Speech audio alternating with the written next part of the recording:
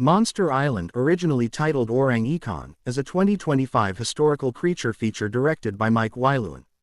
It is an international co-production, Japan, Indonesia, Singapore, and the UK, that blends the trapped on an island survival trope with World War II drama and folk horror.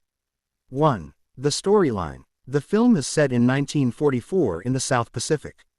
The story begins on a Japanese hell ship, vessels used to transport prisoners of war POWs in brutal conditions.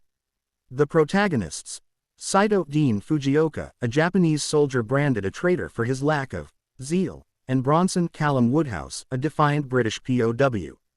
To humiliate them, Japanese officers chain the two men together at the ankle. The shipwreck.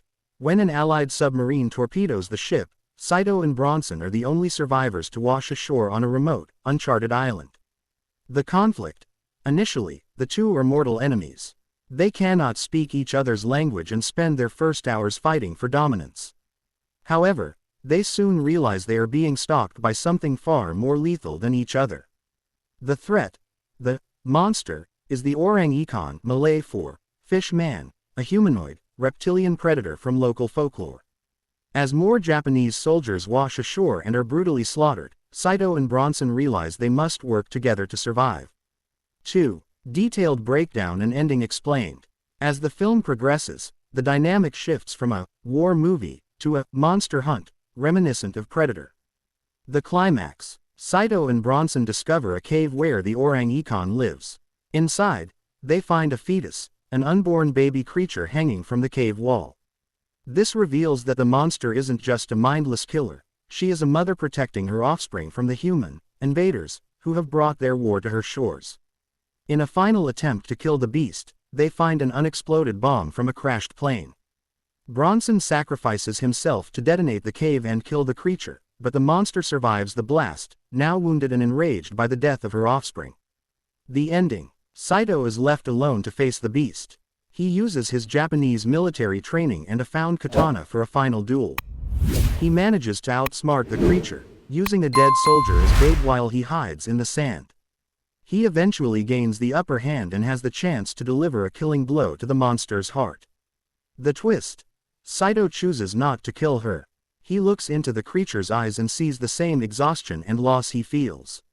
He lowers his sword and allows the monster to limp away into the sea. Saito is eventually found by rescuers or a passing ship standing alone on the beach. 3. Meaning and themes. The movie uses the monster as a mirror for the human characters. The dehumanization of war.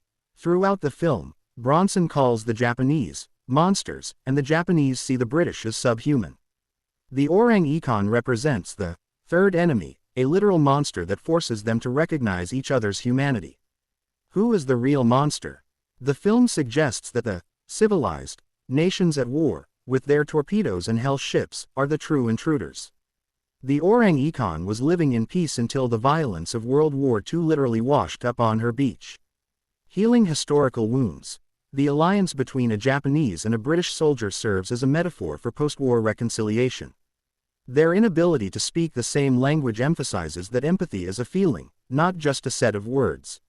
Motherhood and survival. By revealing the monster has a child, the film shifts the audience's perspective from horror to tragedy. Like the soldiers, the creature is just a victim of a circumstance she didn't choose. And that's all for today's video. I hope you all enjoyed it. Before you click away, I just want to send a huge thank you to every single one of you who watched. Your support means the world to me. If you liked what you saw, please go ahead and smash that like button. It truly helps the channel out. And if you haven't already, subscribe so you don't miss any future videos. Thanks again for being the best audience ever, and I'll see you in the next one.